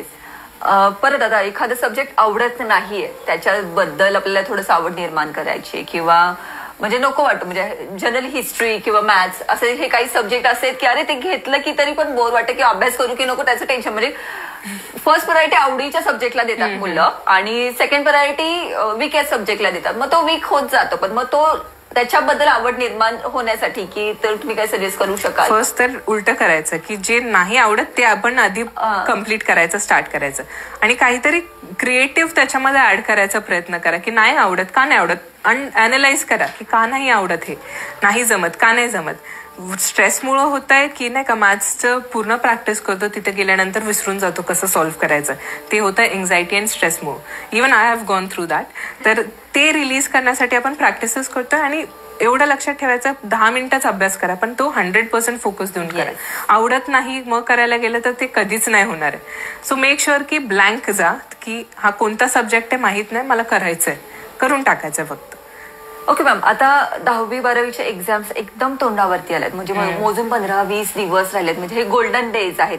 मी असं पाहिलं की पालक म्हणजे पॅरेंट्स पण फोकसिंग करतात चांगल्या क्लासेसवरती, चांगल्या म्हणजे बुक्स किंवा ते वातावरण तयार करतात, हेल्दी डाएट पण देतात, पण मेंटली स्ट्रेस रिलीज करण्यासाठी किंवा मेंटल बॉडीवरती येणारा स्ट्रेस रिलीज करण्यासाठी असं खरं तर आपण काहीच नाही करत. म्हणजे ऍज अ पॅरेंट पण मी हे पण खूप महत्वाचं आहे, म्हणजे माइंड आणि बॉडीवरचं रिलॅक्सेशन हे फार फार महत्वाचं आहे. तर हे 15 ते 20 दिवस काय थोडंसं आपण आमच्या मुलांमध्ये इम्प्रूव्ह करावं की जे थोडं ते प्रिपेअर होतील. अभ्यास तर आहेच आहे, डाएट हेल्दीनेस तो इंटेक तर आहेच आहे, पण मेंटली स्ट्रेस आणि बॉडी पोश्चर रिलॅक्स व्हावं. मोजून हे 10-15 दिवसात आपण असं काय करू पटकन, म्हणजे असं एवढं म्हणजे लास्ट मोमेंट म्हणू शकतो आपण. आता जे प्रॅक्टिसेस आपण आपले तर क्लासेस तर स्टार्ट आहेतच इव्हनिंगचे, तर ते तुम्ही जॉईन करू शकता. त्याच्याबद्दलही सांगू शकाल? Yes ma'am. येस, ते आपण एकदम लास्ट मध्ये हे करू शकतो. आणि प्लस मुलांना आता काही क्रिएटिव्ह असतात, काही स्पोर्ट्समध्ये जास्त इंटरेस्टेड आहे, तर एक्झामच्या टायमाला की नाही हे सगळं बंद करून अभ्यास कर, तसं कधीच करू नका. Keep it balance. झोपायच्या टायमाला झोपायचंय, अभ्यासाच्या टायमाला अभ्यास करायचा आहे. आणि जेवताना पण का आपण प्रेयर करायचो बघा, जेव्हा आपण स्कूलमध्ये आपल्याला सांगतात की प्रेयर करा जेवायच्या आधी, का तर कॉन्शियसनेस आणण्यासाठी. आपण कोणतीही गोष्ट करताना 100% फोकस आपण तिथं आणतोय. कॉन्सन्ट्रेट करा करताना. आता थोडा ब्रेकसाठी तुम्ही आर्टमध्ये इंटरेस्टेड असाल, कोणाला खेळायला आवडतं, प्लीज जाऊन द्या थोड्या वेळासाठी तरी, ते स्ट्रेस रिलीज करण्यासाठी फार मदत होते त्यांनी. ओके, आता परत असंच की उद्या पेपर आहे किंवा उद्यापासून एक्झाम चालू, की आदल्या दिवशी ना ते विनाकारण प्रेशर आलेलं असतं, अरे आणि बॉडीमध्ये ना काहीतरी काहीतरी वेगळं चालूच असतं. तर म्हणजे हे स्ट्रेसच म्हणू शकतो आपण ह्याला. तर इन्स्टंट स्ट्रेस किंवा आता मला पेपरला जायचं त्याच्या आधीचे जे काही 2-3 तास आहेत त्याच्याबद्दल थोडंसं सांगा. आधी मला आता सांगा आदल्या दिवशी काय करायचं. आता एक्झाम आहे, उद्यापासून स्टार्ट आहे, तर तो स्ट्रेस कसा घालवायचा? स्ट्रेस आता हे प्रॅक्टिसेस की पहिलं तर इन्स्टंट स्ट्रेससाठी inhale deep, exhale slow, breathing वरती. कारण की आपलं माइंड डायरेक्ट तिथे आपण बंद करून बाबा ये परत मोमेंटमध्ये. स्ट्रेस घेऊन काही नाही करायचंय. कोणतीही गोष्ट करताना आपल्याला स्ट्रेस फ्री राहायचं. तर ब्रीदिंग कडे आणा, भ्रामरी करा, रिलॅक्स होतं, आणि मग एक स्टेप करा. सगळ्याच गोष्टी आता एक दिवस आधी माहितीये की किती मेजर स्ट्रेस असतो त्याच्यामध्ये, तर ते रिलीज करण्यासाठी हळूहळू स्टेप्स घ्यायचे. प्राणायाम, मग योगा करा, रिलॅक्स करा, आणि मग स्टार्ट करा. ऑन दॅट एक्झाम डे, म्हणजे आता आजपासून माझी परीक्षा सुरू आहे, एक असं ना एक्साइटमेंट पण असते, नर्वसनेस पण असं, टेन्शन पण असं, मग त्या दिवशी थोडं काय तुम्ही सांगू शकाल की काय करा असं? आता जेवढा पण अभ्यास करायचा एवढं लक्षात ठेवा की 10 चॅप्टर्स आहेत, तुम्ही 8 केलेत तर ठीक आहे, पण 8 जे केलेत ते 100% केले का तेवढी गॅरंटी करायची. तुम्ही 8च करा, पण 100% फोकसने तुम्ही केलंय त्याच्यानंतर जितकं झालं एक्झामच्या हॉलमध्ये जायच्या आधी प्लीज स्टॉप करा ते लास्ट मोमेंटचे डिस्कशन करू शकता पण लास्ट मोमेंटचे नाही काही राहिले ते राहिले जे झालंय ते be confident in that relax your self deep inhale deep exhale paper समोर आला स्टार्ट नका करू तिथूनच पहिलं पूर्ण कम्प्लिटली रिलॅक्स करा आणि मग स्टार्ट करा शांत डोक्याने जेव्हा करसाल तेव्हा तुम्हाला मेमरी पुन्हा तुमची रिगेन होऊ शकते जर ऐन टायमाला विसरत असाल तर ओके तुम्हाला काय विचारायचं मॅमला तुमच्याकडनं तुम्ही काय फील करता एक्झामच्या आधी ऑलमोस्ट सगळ्या क्वेश्चनचे आन्सर्स मिळाले आणि ओके परफेक्ट ट्राय करणार आहे ओके येस एक क्वेश्चन आलेला की how can we stop or reduce procrastination so understand एक लक्षात ठेवा जेव्हा प्रोक्रॅस्टिनेट केल्यानंतर काय होतं ऐन टायमाला काय होतं सांग बरं मग देन यू नो ना प्रेशराइज फील ते पण नाही होत सो टू अवॉइड दिस की जेव्हा तुम्हाला माहिती मी आता आपल्याला स्वतःला अनुभव असतो हे नाही जाऊ दे नंतर करूयात आता जसं न आवडीचा जो विषय असतो तो लास्ट मोमेंटला घेतो एक तर ऑलरेडी आपल्याला तो आवडत नाही आणि त्याच्यावरून आपण त्याला सेकंड प्रायोरिटी लास्ट प्रायोरिटी ठेवतो आणि मग काय होतं स्ट्रेसमध्ये आणखीन येणार नाहीये ते म्हणून स्विच करायचा एकदा जर तुम्ही सब्जेक्ट प्रोक्रॅस्टिनेट करताय अभ्यासाचा तर तो स्विच करत त्याला प्रायोरिटी पहिली द्या आणि मग नंतर आवडीचे सब्जेक्ट लास्टमध्ये ठेवा आणि दुसरी गोष्ट ती कमी करायची प्रोक्रॅस्टिनेशन कमी का करायचं अननेसेसरी स्ट्रेस न येण्यासाठी आता आपण प्रोक्रॅस्टिनेट करून नंतर घेऊ पण त्यावेळी जो प्रेशर येईल आता जे आपण 10 गोष्टी करणार आहोत ते तर आपल्याकडून 5 पण नाही होणार सो मेक शुअर आपल्याच अनुभवावरून प्लीज डोंट प्रोक्रॅस्टिनेट स्टार्ट आधीपासून थोडे बेबी स्टेप्स तरी स्टार्ट करा येस अजून काही क्वेश्चन आहे ओके मॅम आता तुम्ही तुमच्याकडनं म्हणजे अजून काही आता आपल्याला एक्सरसाइज किंवा योगाच्या किंवा मुद्राच्या काही दाखवायच्या आहेत का आता एक हे शोल्डर श्रग्स करू शकतो जे आपल्या बॅकसाठी राहील कारण की आता बसून जे आपल्या हाताला जे होतं तर एक कॅट अँड काव पोझिशनमध्ये येतं का टेबल टॉप पोझिशनमध्ये रेग्युलर कॅट अँड काव एक साइड अँगल आणि एक फ्रंट अँगल हां तू अशी ओके नाईस तर आता या पोस्चरमध्ये आपला जो हा वाला पार्ट असतो स्ट्रेस्ड असतो जेव्हा आपण जास्त वेळ लिहिलोय किंवा जास्त वेळ बसून आपण जेव्हा हे करतो अभ्यास करतो तो पायामध्ये आपले हिप डिस्टन्स हवे दोन्ही गुडघ्यांमध्ये हँड्स ऑन द शोल्डर डिस्टन्समध्ये ठेवायचे ठीक आहे बॉडी एकदम लाईनमध्ये कीप दिस अप येस थोडंसं येस समोर पाहायचं yes and now what are you going to do you are going to drop this down नाही हे नाही शोल्डर श्रग्स करायचं शोल्डर हां स्टमक नाही shoulder so you are dropping this lifting up आणि एल्बोज आपण फोल्ड नाही करायचं only drop down yes perfect ribcage किंवा शोल्डर श्रग्स करतो आपण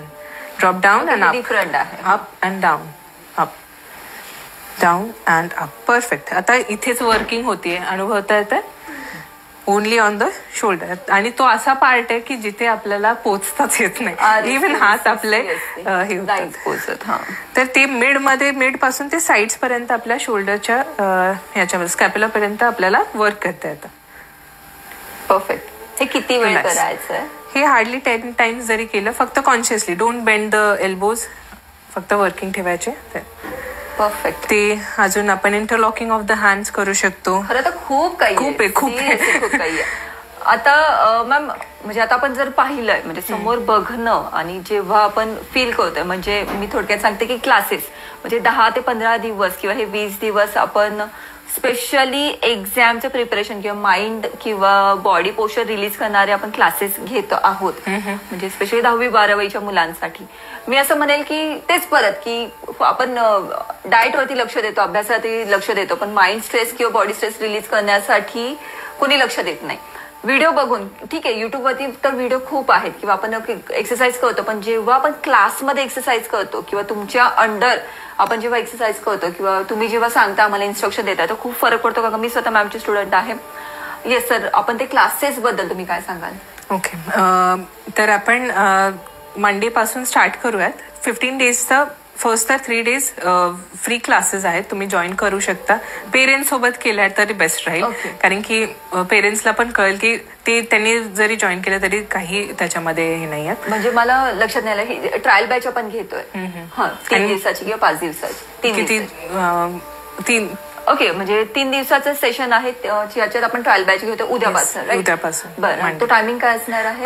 8 to 9 जेव्हा आपले सगळे क्लासेस झालेले असतात, स्कूल झालेलं असतं, संध्याकाळी निवांत 8 ते 9 आपण परफेक्ट. म्हणजे हा संध्याकाळचा टायमिंग संध्याकाळचा परफेक्ट. क्लासेस किंवा कॉलेजेस किंवा शाळा झोपायच्या आधी एकदम परफेक्ट असतं.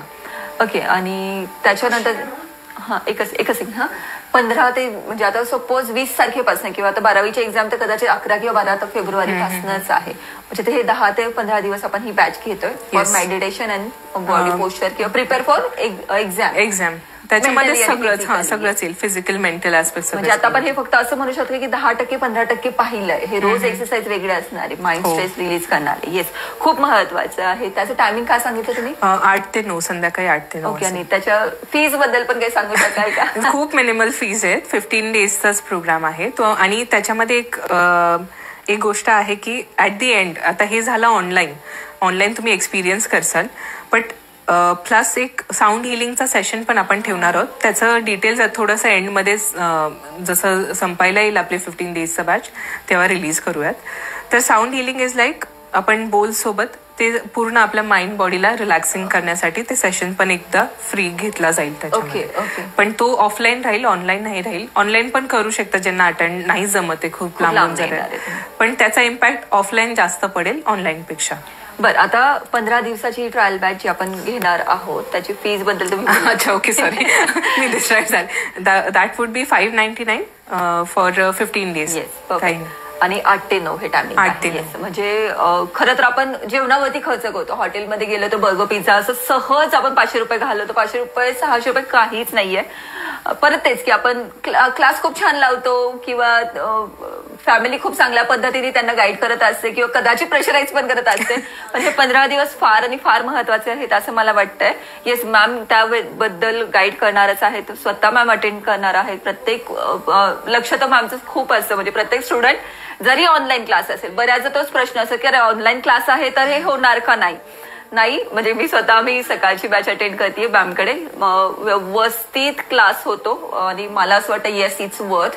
कोणी म्हणजे 10वी 12वीची मुलं ह्याच्या व्यतिरिक्त 7वी 8वी 9वीची मुलं आहेत ते पण अटेंड करू शकतात का? Yes, perfect. आणि फक्त त्राटक जेव्हा असेल ना मेडिटेशन तेव्हा गायडन्स लागेल की कोणतरी सोबत पाहिजे, कारण की कॅन्डल आणि लाईट असते तर थोडंसं त्याच्यासोबत पॅरेंट्सना पण सोबत येऊ शकतं. बेटर राहील की 15 दिवस त्यांनी पण केलं तर त्यांचा पण स्ट्रेस रिलीज होईल. ऍक्च्युली का फॅमिली पण फार प्रेशराईज करत असते, बरोबर आहे ना? ते स्वतः पण प्रेशर मध्ये जात असतात. 10वी आली 12वी आली. अरे सिरियसली. येस, क्वेश्चन होता मॅम.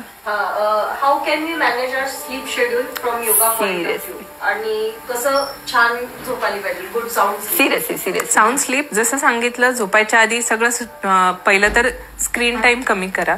फोन लांब, आयपॅड, टीव्ही सगळं बंद. अर्धा तास आधी सगळं शांत बसायचंय, जिथं झोपायला घेताय पाणी प्यायचंय, भ्रामरी करायची, अनुलोम विलोम करायचंय, and then sleep. Sound is sleep. Insomnia जी आता भरपूर लोकांना होतं की झोपच लागत नाही, त्याच्यासाठी भ्रामरी खूप इफेक्टिव्ह राहते, खूप इफेक्टिव्ह. पण हे पण लक्षात ठेवा, 1 दिवसाच्या प्रॅक्टिसनी नाही होणार आहे. तुम्ही 10 वर्षांपासून स्लीप नाहीये, तुम्हाला इन्सॉम्निया होतं आणि ते 1 दिवसात नाही recover. It has to be consistent, it has to be daily at least 10 मिनिटं 5 मिनिटं तरी ते करायला पाहिजे, मग इम्पॅक्ट होतो. परफेक्ट. तुम्हाला काय विचारायचं पिलांनो? बरं, आता सगळ्यात कॉमन प्रश्न म्हणजे सगळ्या पॅरेंटची कंप्लेंट असते की मोबाईलचा वापर खूप वाढलेला आहे. फोन म्हणजे अभ्यास तर ओके ठीक आहे, अभ्यास करा, पण फोन स्क्रीनवर खूप वाढलेला आहे, त्याच्यामुळे पण येणारा स्ट्रेस किंवा ओके ही हॅबिट तर बंद नाही होणार, हे नॅचरल आहे आणि इथनं पुढे वाढणारच. तर त्याच्याबद्दल काय सांगाल? आता फक्त तुम्ही एवढं की क्वालिटेटिव्ह गोष्टींवरती लक्ष द्या क्वांटिटेटिव्ह पेक्षा, कारण की आपण किती बघायला गेलं तर अख्खं जग आपल्याला हातात भेटेल, पण आपल्याला काय पाहिजंय थोडं प्रायोरिटाईज करा गोष्टींना. काय गोष्टींना महत्व दिलं पाहिजे, काहींना नाही दिलं जाईल, इग्नोर करा. जे माहितीये आपले पेरेंट्स तर सांगतच राहतात कंटिन्युअस, बट हे इफेक्ट डिस्ट्रॅक्ट होतो. आपण अभ्यास करायला गेलं, काहीतरी आठवलं, काहीतरी दिसलं की आपण झालो डिस्ट्रॅक्ट आणि मग तो फ्लो कधी थांबतच नाही. सो प्रायोरिटाईज एक्झाम, जसं आपण स्टडी करतो तर तिथे फ्री टाइम ठेवा. मोबाईल यूज करायला तेव्हा ऍक्च्युअल मध्ये यूज करा, जितका यूज करायचा. तो ठेवला बाजूला की संपला, परत नाही जायचं तिथे. एक पर्टिक्युलर टाइम ठेवून थोडं रेस्ट्रिक्ट. इन्फॉर्मेटिव्ह पाहता तर त्याच्यामध्येच जा. एकदा स्क्रोल करत राहिलं तर आपल्याला पूर्ण वाहून जातो आपण त्याच्यामध्ये. म्हणजे वेळ कसा जातो ते कळतच नाही आणि एक मौल्यवान वेळ तिथे मग आपला वेस्ट होतं. बरं मॅम, हे आपण बॉल घेतले होते त्याच्याबद्दल काय सांगायचं होतं? आता हँड्सचं आपण एक करू शकतो की जे स्ट्रेस बॉल्स पण असतात ते, आता हे टेनिस बॉल राहिले तर त्यांनी आपण रोल करू शकतो. पायांसाठी पण ते राहतं. आता ज्यांना नाही तसं तरी चालेल. आता हे प्रेशर पॉइंट जसं आपण हाताचे वर्क केले ते पायाचे पण आपण त्यांनी करतो. आणि प्लस आता याने काय होतं की आपल्या काहींचे टाचा दुखत असतात फार आणि काहींचे फ्लॅट फूट असतात, त्यांच्यासाठी हे फार म्हणजे आता स्पोर्ट्स रिलेटेड असेल तर फ्लॅट फूट मध्ये समजून येतं. तर ते मध्ये रोल करायचं फक्त त्याला. ओके, आता बेसिक फक्त आता हे चेअरवरती बसून करायचं का स्टँडिंग करायचं? चेअर मध्ये पण करू शकतो, स्टँडिंग पण करू शकतो. अशी बस माझ्याकडे म्हणजे दिसेल. हा, शेवटचे 10 मिनिटं आहे. तुमचे काही क्वेश्चन असतील तर तुम्ही विचारू शकता. रोल इट, थोडं प्रेशर देत राहायचं आणि खूप रिलॅक्सिंग वाटतं याने. हे केल्याने मस्त वाटतं. ते एकदम स्ट्रेस्ड असतात ना पाय आणि मग ते हे केल्याने छान वाटतं. हातावरती पण आसन केल्यावर कूल डाऊन करायला पण चांगलं. आणि आपण हातामध्ये पण घेऊन हातामध्ये पण आणि प्रेस पण करू शकतो. सो दॅट हातापेक्षा जास्त मस्त ते पायाला भारी वाटतं. येस, मस्त. आता थोडं डाएट हा मेन गोष्ट. आता जसं एक्झाम झाली आहे आणि आत्ताच्या आजकालच्या मुलांना जंक फूड, बाहेरचं खाणं थोडं त्यांना वाटतं की नाही का वीकेंड्सला जाऊयात बाहेर, स्ट्रेस्ड वाटते, चल बाहेर काहीतरी खाऊन येऊयात. थोडंसं अवॉइड करा. बिकॉज जितका आपला गट स्ट्रॉंग असेल तितकं आपलं मेमराईज करायला आणि इव्हन आपली बॉडी पण लाईट फील होते. तर एक्झामच्या थोड्या आधीपासून यू कॅन स्टार्ट की लाईट खावा, घरचं खावा.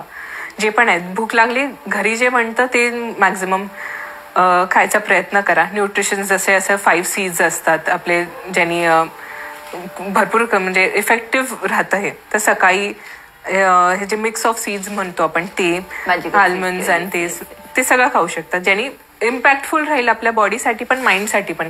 जितकं हेवी खासाल, जंक फूड खाल्लं, गट हे झालं, डायजेशन जेव्हा आपलं खराब आहे तर आपलं कॉन्सन्ट्रेशन मध्ये पण इफेक्ट करतो. जास्त वेळ बसायला कंटाळा येतो, झोप येते कधी कधी, तर ते तसं पण होतं. परफेक्ट. चालेल, काही क्वेश्चन असतील तर विचारू शकता. तुम्हाला काही क्वेश्चन आहेत तर मॅमला विचारायचं आहे? आज मॅम आपल्यासाठी फुल ब्लँक. Yes, perfect. येऊ शकता तुम्ही. थांबा, आपण त्यांना cover to. Thank you Srishti, thank you Sai. म्हणजे काय का होतं, समोर बघणं आणि लाईव्ह डेमो दाखवणं तो फरक पडतो आणि आम्ही दाखवणं मुलांनी दाखवणं खूप चांगल्या पद्धतीने फरक पडतो. Yes, thank you. Golden chance miss नका करू. ओके, आता खूप भारी म्हणजे सेशन तर खूप छान होतं. येस, 10 ते 15 दिवसाचं आपण जे मेडिटेशनचे सेशन्स घेतोय, येस हे वर्क आहे. सगळ्यांनी त्याचा विचार करू. याच्यावरती आपण एक लाईव्ह सेशन घेऊ शकतो का? चालेल ना, डेफिनेटली. नक्की. आणि मला परत असं वाटलं, येस महिन्यात ना एखाद दुसरा सब्जेक्ट एक चांगला घेऊन तुम्ही आम्हाला गाईड करायला येणार का? हा, डेफिनेटली, वाय नॉट. आणि इतके सारे म्हणजे लाईफस्टाईल रिलेटेड इतके साऱ्या गोष्टी आहेत ना की ते केल्याने म्हणजे जितकं सांगू तितकं कमी. आता जसं एका सेशन मध्ये आपल्याला नाही सांगता आलं की किती सारं वास्ट आहे, पण इम्पॅक्ट खूप पडतो त्याने.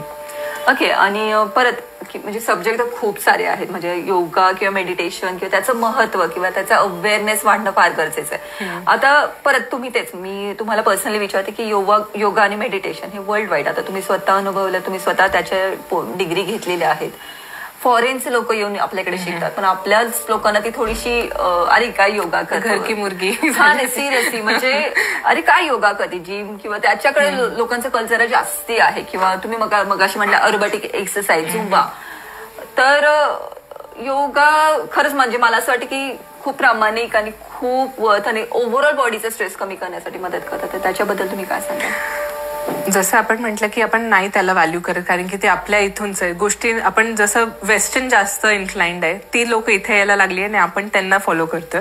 आता अवेअरनेस पण मला तर वाटतं त्यांच्याकडे बघूनच आपल्याला परत रिवाईव्ह झालाय. आणि थँक्स टू पतंजली, हे जे रामदेव बाबा, त्यांनी पुन्हा ती फ्लो आणलाय याच्यामध्ये योगामध्ये. तर काय होतं, योगा इन्स्टंट वर्क नाही करत, कॉन्सिस्टन्सीवरती वर्क. आणि योगा हे फक्त पॉस्चर्स नाहीये, आसन्स नाहीये, लाईफस्टाईल आहे. लाईफस्टाईल कुठून स्टार्ट होती, तुमच्या दिनचर्यापासून ते एंड पर्यंत, मनापासून मानसिक आणि शारीरिक दृष्टी आणि स्पिरिच्युअलिटी, हे तिन्हीचा मिक्सचर जेव्हा होतो तो योग आहे. तर आपण म्हणतो योगा म्हटलं की आपल्याला पॉस्चर्स आठवतात. That is not only, it is a part. आपण ते पतंजली योगसूत्राचं जर पाहिलं तर अष्टांग योग आहे, म्हणजे 8 लिम्स ऑफ योग असतं, त्याच्यामधलं एक पार्ट आसन आहे.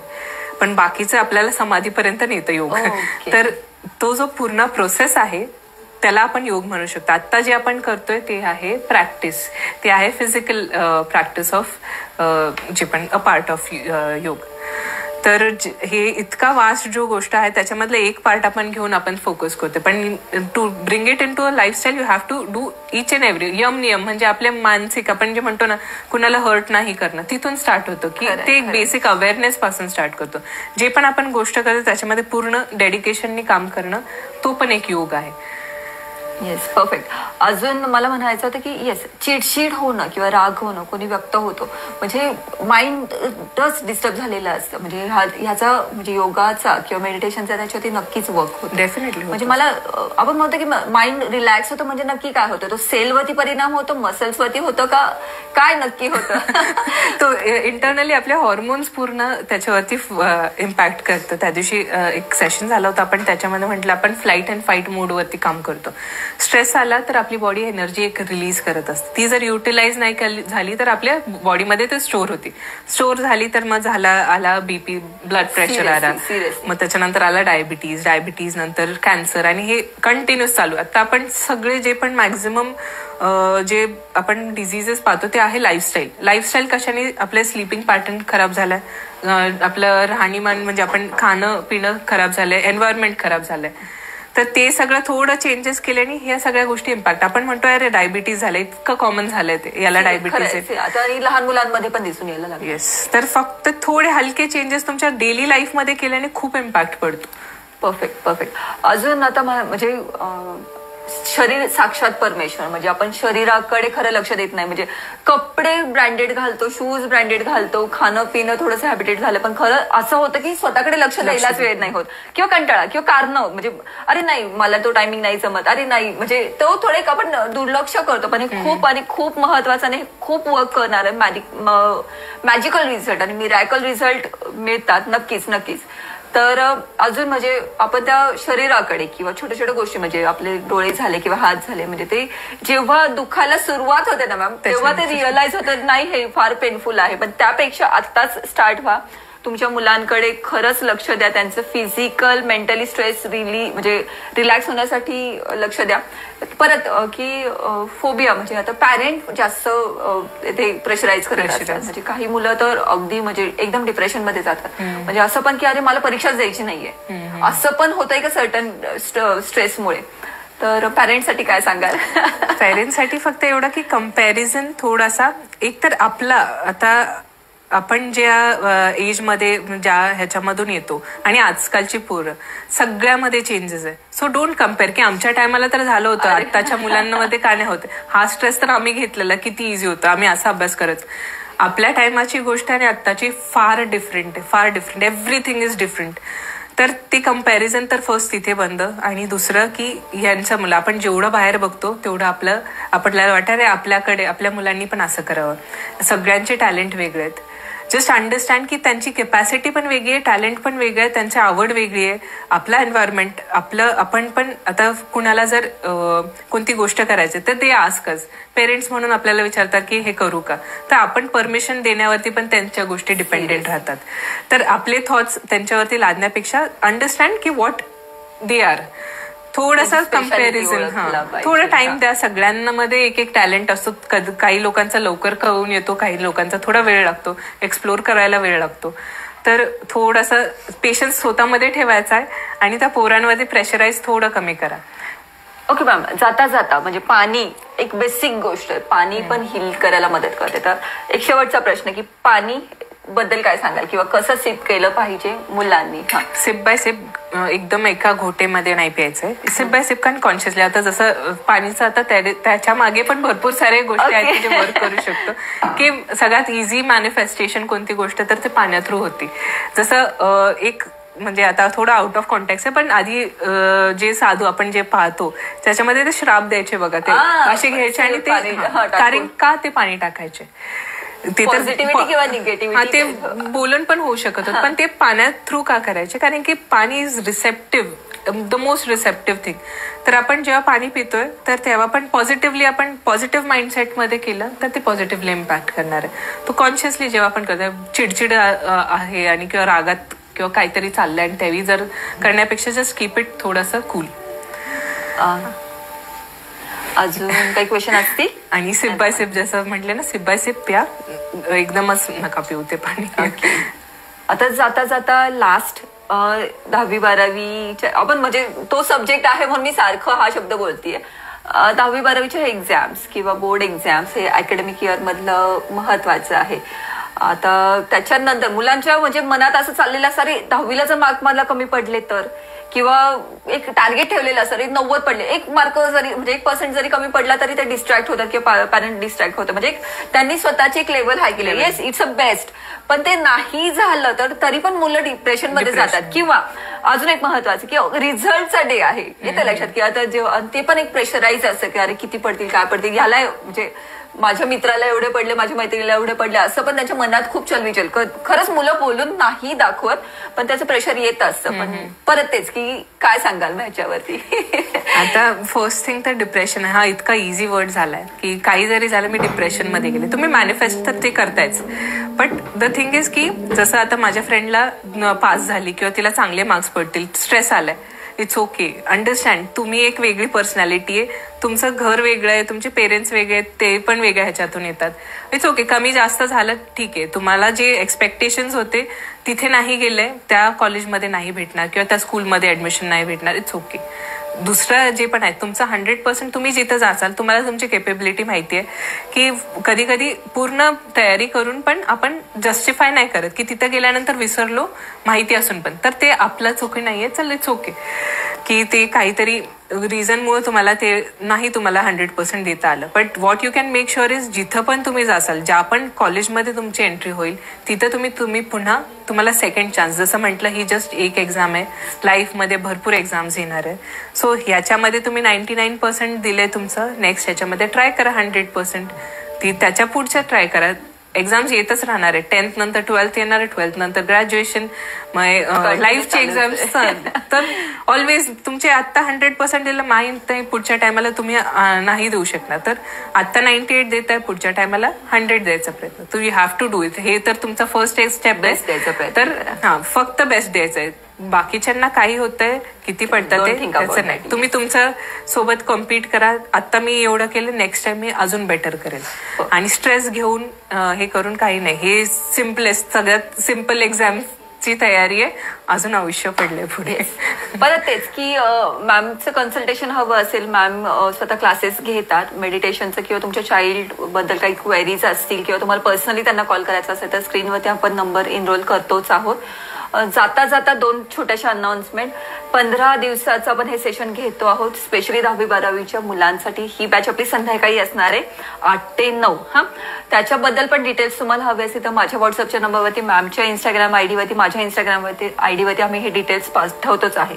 मॅम दुसरं आता आपण अनाउन्स केलं आपल्याला करावं लागेल बरं का. लाईव्ह सेशन म्हणजे वेगवेगळे विषय घेऊन आपण महिन्यातनं एकदा किंवा महिन्यातनं 2दा लाईव्ह येतोय. तो टायमिंग आम्हाला जरा तुम्ही सांगा की तुम्हाला कोणता टायमिंग कन्व्हिनियंट वाटतो, म्हणजे आम्ही त्याच्या प्रमाणे वर्कआउट करू. नक्कीच म्हणजे येणारा सब्जेक्ट आहे की लेडीजचे प्रॉब्लेम्स किंवा मेंटली स्ट्रेस की पीसीओएस, पीसीओडी किंवा बरेच सारा सब्जेक्ट आहे. तो आपण स्टेप बाय स्टेप एका सब्जेक्ट घेऊन आपण त्याच्यावरती डिस्कशन करणार आहोत. मेडिटेशन, योगा आणि मुद्रा.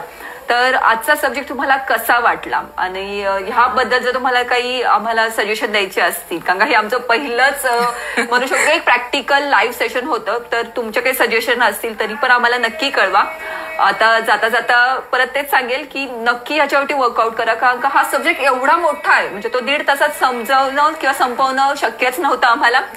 मॅम थँक्यू तुम्ही इथे आता आल्याबद्दल आणि एवढं छान गायडन्स केलं. तर नक्की नक्की ह्या सगळ्या गोष्टींचा विचार करावा असं मला वाटतं. जाता जाता तुम्ही काय सांगाल?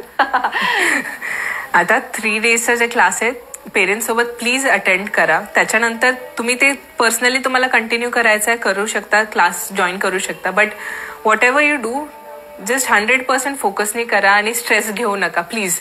पेरेंट्स असू दे, स्टुडंट्स असू दे, प्लीज स्ट्रेस बाजूला ठेवा. जे काय आहे it is going to be solved.